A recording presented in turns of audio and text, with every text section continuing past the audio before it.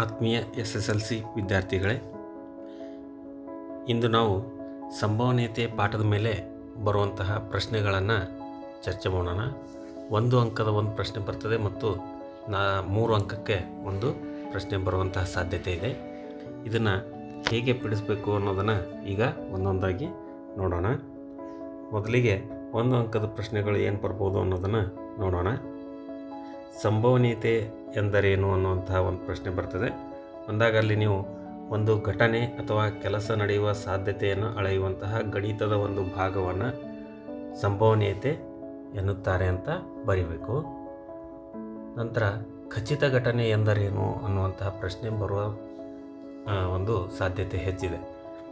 ಹೀಗಾಗಿ ಖಚಿತ ಘಟನೆ ಎಂದರೇನು ಅಂತಂದರೆ, ನಾವಿಲ್ಲಿ ಒಂದು ಘಟನೆಯ ಸಂಭವನೀಯತೆ 1 ಆಗಿದ್ದರೆ ಅದನ್ನು ನಾವು ಖಚಿತ ಘಟನೆ ಎನ್ನುತ್ತೇವೆ ಅಂತ ಬರಿಬೇಕು. ಅದೇ ರೀತಿ ಇದನ್ನು ಮಲ್ಟಿಪಲ್ ಚಾಯ್ಸ್ನಲ್ಲಿನೂ ಕೇಳ್ಬೋದು. ಖಚಿತ ಘಟನೆಯ ಸಂಭವನೀಯತೆಯು ಡ್ಯಾಶ್ ಆಗಿದೆ ಅಂತ ಕೇಳ್ತಾರೆ. ಆವಾಗ ಆಪ್ಷನ್ನಲ್ಲಿ 0, 1, 2, 0.5 ಈ ಥರ ಕೊಡ್ತಾರೆ. ಆವಾಗ ನಾವಲ್ಲಿ 1 ಅಂತ ಕೊಡಬೇಕು. ಇಲ್ಲೇ ಹೋದರೆ ಅಸಂಭವ ಘಟನೆ ಎಂದರೇನು ಅಂತ ಅನ್ನುವಂಥ ಪ್ರಶ್ನೆ ಕೇಳುವಂಥ ಸಾಧ್ಯತೆ ಇದೆ. ಆವಾಗ ಒಂದು ಘಟನೆಯ ಸಂಭವನೀಯತೆ 0 ಆಗಿದ್ದರೆ ಅದನ್ನು ಅಸಂಭವ ಘಟನೆ ಎನ್ನುತ್ತಾರೆ ಅಂತ ಕೇಳ್ಬೋದು. ಇಲ್ಲಾದರೆ ಮಲ್ಟಿಪಲ್ ಚಾಯ್ಸ್ನಲ್ಲಿ ಅಸಂಭವ ಘಟನೆಯ ಸಂಭವನೀಯತೆ ಡ್ಯಾಶ್ ಆಗಿದೆ ಅಂತ ಕೇಳ್ಬೋದು. ಆವಾಗ 0, 1 ಈ ಥರ ಉತ್ತರಗಳು ಇರ್ತವೆ. ಅದರಲ್ಲಿ ನೀವು 0ಯನ್ನು ಆಯ್ಕೆ ಮಾಡಬೇಕಾಗ್ತದೆ. ಇನ್ನು ಯಾವುದೇ ಒಂದು ಘಟನೆಯ ಸಂಭವನೀಯತೆಯು 0ಯಿಂದ 1ರವರೆಗೂ ಇರ್ತದೆ ಅನ್ನೋದನ್ನು ಗಮನಿಸಬೇಕಿಲ್ಲಿ. ನಂತರ ಸಂಭವನೀಯತೆ ಕಂಡುಹಿಡಿಯುವ ಸೂತ್ರ ಬರೆಯಿರಿ ಅನ್ನುವಂತಹ ಒಂದು ಪ್ರಶ್ನೆಯನ್ನು ಕೇಳ್ಬೋದು. ಆವಾಗ ನೀವಿಲ್ಲಿ P(E) = N(E) / N(S) ಅನ್ನೋದನ್ನು ಬರಿಬೇಕು. ಒಂದು ಘಟನೆ ಮತ್ತು ಅದರ ಪೂರಕ ಘಟನೆಗಳ ಮೊತ್ತ ಏನಾಗಿರ್ತದೆ ಅಂತ ಕೇಳ್ಬೋದು. ಆವಾಗ 1 ಅಂತ ಬರಿಬೇಕು. ಆಮೇಲೆ P(E) + P(E bar) = ಡ್ಯಾಶ್ ಅಂತ ಕೇಳ್ತಾರೆ. ಅಲ್ಲಿ ನೀವು 1ಅನ್ನು ಆಯ್ಕೆ ಮಾಡ್ಕೋಬೇಕು. ಈ ರೀತಿಯಾದಂಥ ಪ್ರಶ್ನೆಗಳು 1 ಅಂಕದಲ್ಲಿ ಕೇಳುವಂತಹ ಸಾಧ್ಯತೆ ಇದೆ. ಇನ್ನು ಇಲ್ಲಿ 3 ಅಂಕಕ್ಕೆ ಬರುವಂತಹ ಪ್ರಶ್ನೆಗಳನ್ನು ನೋಡೋಣ. ಈಗ ಒಂದು ಪ್ರಶ್ನೆಯಲ್ಲಿ ಈ ರೀತಿ ಇದೆ. ಕುಂದಿಲ್ಲದ 3 ನಾಣ್ಯಗಳನ್ನು ಏಕಕಾಲದಲ್ಲಿ ಚಿಮ್ಮಿದಾಗ ದೊರೆಯುವ ಫಲಿತಗಳ ಸಂಭವನೀಯತೆ ಕಂಡುಹಿಡಿಯಿರಿ ಅಂತ ಹೇಳ್ತಾರೆ. ಅಲ್ಲಿ 1ನೇ ಪ್ರಶ್ನೆ ಸಬ್ ಕ್ವಶನಲ್ಲಿ 2 ಶಿರ ಮಾತ್ರ ಆಗಿರುವಂತಹದ್ದು. ಆಮೇಲೆ ಏನಾಗಿದೆ ಇಲ್ಲಿ ಸಬ್ ಕ್ವಶನು ಕನಿಷ್ಠ 1 ಪುಚ್ಚ ಆಗಿರುವಂತಹದ್ದು. ಇನ್ನು ಎಲ್ಲ ಶಿರ ಅಥವಾ ಎಲ್ಲ ಪುಚ್ಚಗಳೇ ಆಗಿರುವಂತಹದ್ದು ಸಂಭವನೀಯತೆಯನ್ನು ಕಂಡುಹಿಡಿಯಿರಿ ಅಂತ ಕೇಳ್ತಾರೆ. ಈ ರೀತಿ ಪ್ರಶ್ನೆ ಬಂದಾಗ ನಾವು ಮೊಟ್ಟ ಮೊದಲಿಗೆ ಏನು ಬರಿಬೇಕು ಅಂತಂದರೆ S ಮತ್ತು NS ಅನ್ನು ಬರಿಬೇಕು. ಇಲ್ಲಿ ಕುಂದಿಲ್ಲದ 3 ನಾಣ್ಯಗಳು ಅಂತಂದಾಗ ನಾವು ಇಲ್ಲಿ ಮೊದಲು S ಅನ್ನು ಬರಿಬೇಕಾಗ್ತದೆ. ಇಲ್ಲಿ Sನಲ್ಲಿ 3ರ ಒಂದು ಗುಂಪುಗಳು ಬರ್ತಾ ಹೋಗ್ತವೆ. ಅವುಗಳನ್ನು ನಾವು HHH, HHT, HTH ಮತ್ತು HTT ಈ 4 ಇವೆಲ್ಲ ಮೊದಲಿಗೆ ಎಲ್ಲ H ಇದೆ. ಆಮೇಲೆ ನಂತರದ 2 ಇವುಗಳನ್ನು ಚೇಂಜ್ ಮಾಡ್ತಾ ಹೋಗಿದ್ದೀವಿ. ಮೊದಲು HH ಮಾಡಿದ್ದೀವಿ, ನಂತರ ಕೊನೆದು ಚೇಂಜ್ ಮಾಡಿದ್ದೀವಿ, ಆಮೇಲೆ 2ನೇದ್ದು 2 ಸರಿ ಚೇಂಜ್ ಮಾಡಿದ್ದೀವಿ, ಆಮೇಲೆ ಕೊನೆಯದ್ದು ಒಂದು ಸರಿ H ಒಂದು ಸರಿ T ಅಂತ ಬರೆದಿದೆ. ಇದನ್ನೇ T ಮೊದಲು ಬರೆದು ಇವುಗಳನ್ನು ರಿಪೀಟ್ ಮಾಡಿದರೆ ನಿಮಗಿಲ್ಲಿ 8 ಇಲ್ಲಿ ಘಟನೆಗಳು ಇಲ್ಲಿ ಫಲಿತಗಳು ಸಿಗ್ತವೆ. ಈಗ ಒಟ್ಟು ಫಲಿತಗಳ ಸಂಖ್ಯೆ ಇಲ್ಲಿ N(S) = 8 ಅಂತ ಆಗುತ್ತೆ. ಆಮೇಲೆ 3 ನಾಣ್ಯಗಳು ಅಂತಂದಾಗ ಇಲ್ಲಿ 2^3 ಅಂತ ಆಗುತ್ತೆ. 2 ನಾಣ್ಯಗಳಿದ್ದಾಗ 2^2 ಈ ರೀತಿ ನಾವು ಇವುಗಳನ್ನು ಗುರುತಿಸ್ತೀವಿ. N(S) ಬರೀಲಿಕ್ಕೆ ಇದು ನಿಮಗೆ ಅನುಕೂಲ ಆಗುತ್ತೆ ಈ ಸೂತ್ರ. ನಂತರ ಇಲ್ಲಿ ಪ್ರಶ್ನೆ ಏನು ಕೇಳಿದ್ದಾರೆ ಅವರು, 2 ಶಿರ ಮಾತ್ರ ಮೇಲೆ ಆಗಿರುವ ಅಂತ ಕೇಳಿದ್ದಾರೆ. ಇಲ್ಲಿ 2 ಶಿರ ಮೇಲೆ ಆಗಿರುವಂತಹವು 2 ಶಿರ ಮಾತ್ರ ಅಂದರೆ HH ಬಿಟ್ಟು ಉಳಿದೆಲ್ಲವುಗಳನ್ನು ನಾವು ಬರಿಬೇಕಾಗ್ತದೆ. ಆದರೆ ಇಲ್ಲಿ ಎಲ್ಲವನ್ನೂ ಬರೀಲಿಕ್ಕಾಗಲ್ಲ. HHT, HTH ಮತ್ತು THH ಈ ರೀತಿ ಇಲ್ಲಿ ನಮಗೆ 3 ಸಿಗ್ತವೆ. ಅವುಗಳನ್ನು ಇಲ್ಲಿ ಬರೀಬೇಕು. ನೋಡಿ HHT, HTH, THH ಹೀಗಾಗಿ ಇಲ್ಲಿ N of A is equal to 3 ಅಂತ ಆಗುತ್ತೆ. ಆಮೇಲೆ ಇಲ್ಲಿ ಮುಖ್ಯವಾಗಿ ನೀವು ಸೂತ್ರವನ್ನು ಬರಿಬೇಕು. P of A is equal to N of A divided by N of S. ಇಷ್ಟು ಬರೆದ್ರೆ ನಿಮ್ಗೆ ಇಲ್ಲಿ 1 ಅಂಕ ಸಿಗುವಂತಹ ಸಾಧ್ಯತೆ ಇದೆ. ಅಲ್ಲಿ ಎಸ್ ಬರೆದಿರಿ, ಎನ್ ಎಸ್ ಬರೆದಿದ್ದೀರಿ, ಆಮೇಲೆ ಸೂತ್ರವನ್ನು ಬರೆದಿರಿ. ಈಗ ಇದರಲ್ಲಿ ಆ ಬೆಲೆಗಳನ್ನು ನಾವು ಹಾಕೋಣ. ಎನ್ ಆಫ್ ಎ 3 ಇದೆ, ಭಾಗಿಸು 8, ಎನ್ ಆಫ್ ಎಸ್ 8 ಇದೆ. ಹೀಗಾಗಿ 3/8 ಅಂತ ಇಲ್ಲಿ ನಮಗೆ ಸಿಗ್ತದೆ. 2 ಶಿರ ಮಾತ್ರ ಆಗಿರುವಂತಹ ಸಂಭವನೀಯತೆ 3/8 ಆಗಿರ್ತದೆ. ಮತ್ತು ಇಲ್ಲಿ ಛೇದ ಹೊಡೆಯುವಂತಹ ಒಂದು ಅವಶ್ಯಕತೆ ಇಲ್ಲ, ಏಕೆಂದರೆ ಛೇದ ಹೋಗೋದಿಲ್ಲ. ಹೀಗಾಗಿ ಇಷ್ಟನ್ನೇ ನೀವು ಇಲ್ಲಿ ಬರೀಬೇಕು. ನಂತರ ಬ ಆಪ್ಷನ್ ಏನಿದೆ, ಕನಿಷ್ಠ 1 ಪುಚ್ಚ ಆಗಿರುವ ಅಂತ ಕೇಳಿದ್ದಾರೆ. ಹೀಗಾಗಿ ಇಲ್ಲಿ ಕನಿಷ್ಠ 1 ಪುಚ್ಚ ಇರುವಂತಹ ಒಂದು ಫಲಿತಗಳನ್ನು ಬರ್ಕೋಬೇಕು. ಇಲ್ಲಿ ಒಂದಾದರೂ ಇರಲೇಬೇಕು ಅಂತಂದಾಗ ಒಂದೇ ಫಲಿತದಲ್ಲಿ ಮಾತ್ರ ಟಿ ಇಲ್ಲ, ಉಳಿದ ಎಲ್ಲವುಗಳಲ್ಲಿ ಒಂದಾದರೂ ಟಿ ಇದ್ದೇ ಇದೆ. ಹೀಗಾಗಿ ಉಳಿದ ಎಲ್ಲವುಗಳನ್ನು ನಾವಿಲ್ಲಿ ಬರೀಬೇಕು. ಅಂದರೆ ಎಚ್ ಮಾತ್ರ ಇಲ್ಲಿ ಬಿಟ್ಟು ಉಳಿದವೆಲ್ಲವುಗಳನ್ನು ಬರೆದಿದ್ದೀವಿ.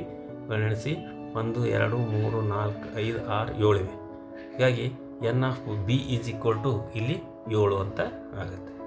ಈಗ ಮತ್ತೆ ಅದೇ ಸೂತ್ರವನ್ನು ಇಲ್ಲಿ ಪಿ ಆಫ್ ಬಿ ಅಂತ ಬರಿತೀವಿ. P of B is equal to N of B divided by N of S ಅಥವಾ N B divided by N S ಅಂತ ಬರಿತೀವಿ. ಇಲ್ಲಿ ಎನ್ ಬಿ ಅಂತಂದರೆ 7 ಇದೆ,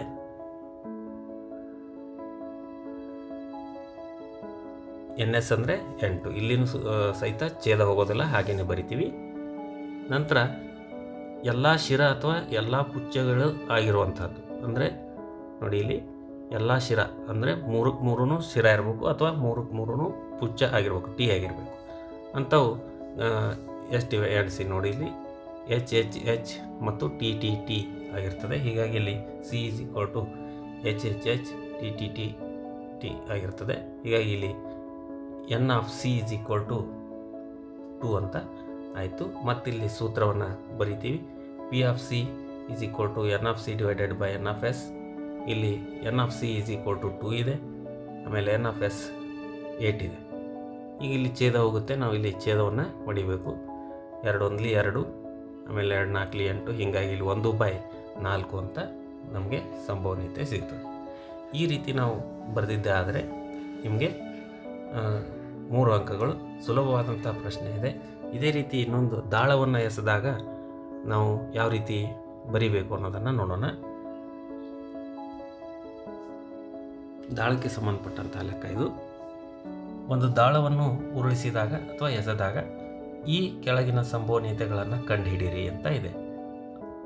ಯಾವ ಸಂದರ್ಭಗಳಲ್ಲಿ ಅಂತಂದರೆ, 2ಕ್ಕಿಂತ ಹೆಚ್ಚು ಮೇಲೆ ಬರುವಂತಹದ್ದು, 2ಕ್ಕಿಂತ ಹೆಚ್ಚಿರುವಂತಹ ಸಂಭವನೀಯತೆ, ಅವಿಭಾಜ್ಯ ಸಂಖ್ಯೆ ಆಗಿರುವಂತಹ ಸಂಭವನೀಯತೆ, 2 ಅಥವಾ 2ಕ್ಕಿಂತ ಹೆಚ್ಚು ಆಗಿರುವಂತಹ ಸಂಭವನೀಯತೆಯನ್ನು ನಾವಿಲ್ಲಿ ಕಂಡುಹಿಡಿಬೇಕು. ಈಗ ಮೊದಲಿಗೆ ನಾವು ಮಾಡಬೇಕಾಗಿರುವಂತಹ ಕೆಲಸ ಏನು ಅಂತಂದರೆ, ಎಸ್ ಮತ್ತು ಎನ್ ಆಫ್ ಎಸ್ಗಳನ್ನು ಬರಿಬೇಕು. ಒಂದು ದಾಳ ಎಸ್ದಾಗ ನಮಗಲ್ಲಿ ಏನಾಗಿರ್ತದೆ, ಎಸ್ ಈಸ್ ಈಕ್ವಲ್ ಟು 6 ಮುಖ ಇರ್ತವೆ. 1 2 3 4 5 6 ಅಂತ ಬರಿತೀವಿ. ಇನ್ನು ಇಲ್ಲಿ N of S is equal to 6 ಅಂತ ಇಲ್ಲಿ ಬರಿತೀವಿ. ನಂತರ ಪ್ರಶ್ನೆಗೆ ಹೋಗ್ಬೇಕು. ಈಗ 2ಕ್ಕಿಂತ ಹೆಚ್ಚಿರುವಂಥದ್ದು, 2ಕ್ಕಿಂತ ಹೆಚ್ಚಿರುವುದು ಅಂತಂದರೆ 1 2 ಬಿಟ್ಟರೆ ಉಳಿದವೆಲ್ಲ 2ಕ್ಕಿಂತ ಹೆಚ್ಚಿರುವಾಗಿವೆ. ಹೀಗಾಗಿ ಇಲ್ಲಿ ಎ ಅಂತ ತೊಗೊಳ್ತೀವಿ. 2ಕ್ಕಿಂತ ಹೆಚ್ಚಿರೋದು ಎ. ಇಲ್ಲಿ 3 4 5 6 ಅಂತ ಇದೆ. ಈಗ ಎನ್ ಆಫ್ ಎ ಅಂದರೆ ಇದರಲ್ಲಿ ಎಷ್ಟು ಅಂಶಗಳಿವೆ ನೋಡಿ, ಫಲಿತಗಳು 4 ಇವೆ. ಹೀಗಾಗಿ N of A is equal to 4 ಅಂತ ಬರಿತೀವಿ. ಈಗ ನಂತರ ಹಂತ ಯಾವುದು, ಸೂತ್ರವನ್ನು ಬರಿಬೇಕು. ಇಲ್ಲಿನೂ ಅದೇ ಸೂತ್ರ ಇರುತ್ತೆ. P of A is equal to N of A divided by N of S. ಇಲ್ಲಿ ಎನ್ ಆಫ್ ಎ 4 ಇದೆ, ಆಮೇಲೆ ಎನ್ ಆಫ್ ಎಸ್ 6 ಇದೆ. ಈ ರೀತಿ 4/6 ಅಂತ ಬರಿತೀವಿ. ನಿಮ್ಗೆ ಸಾಧ್ಯ ಆದರೆ ಛೇದ ಹೊಡಿರಿ. ಈಗ 2ರಿಂದ ಛೇದ ಹೋಗ್ತಾವೆ. 2 2 2 3 ಅಂತ. ಹೀಗಾಗಿ ಇಲ್ಲಿ ನಮಗೆ 2/3 ಅಂತ ಇಲ್ಲಿ ಸಂಭವನೀಯತೆ ಸಿಗ್ತದೆ. ಅದೇ ರೀತಿ ಅವಿಭಾಜ್ಯ ಸಂಖ್ಯೆ ಆಗಿರುವಂತಹದ್ದು ಅಂತ ಇದೆ. ಇಲ್ಲಿ 1ರಿಂದ 6ರಲ್ಲಿರುವಂತಹ ಅವಿಭಾಜ್ಯ ಸಂಖ್ಯೆಗಳನ್ನು ನಾವು ಇಲ್ಲಿ ಬಿ ಅಂತ ಗುರುತಿಸ್ತೀವಿ. ಗುರುತಿಸಿ 2 3 5 ಅಂತ ಬರಿತೀವಿ. ನಂತರ ಇಲ್ಲಿ N of B is equal to 4 ಇದೆ. ಆಮೇಲೆ ಈ ಸೂತ್ರವನ್ನು ಬರಿತೀವಿ. ಇಲ್ಲಿ P of B is equal to N of B divided by N of S ಅಂತ ಬರಿತೀವಿ. ಎನ್ ಆಫ್ ಬಿ 4 ಇದೆ. ಆಮೇಲೆ ಇಲ್ಲಿ 3, ಎನ್ ಆಫ್ ಬಿ ಇಲ್ಲಿ 3 ಆಗಬೇಕಾಗಿತ್ತು.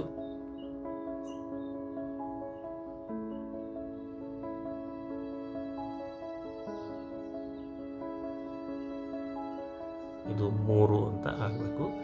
ಓಕೆ, ಇಲ್ಲಿ ಮುಂದೆ ಸರಿಯಾಗಿದೆ, ಅಲ್ಲಿ ಮಿಸ್ಟೇಕ್ ಆಗಿದೆ. ಎನ್ ಆಫ್ ಬಿ ಇಲ್ಲಿ 3 ಅಂತ ಬರಿಬೇಕು. ಇಲ್ಲಿ ನೋಡಿ, ಈಗ 3/6 ಅಂತ ಬರೆದ್ವಿ.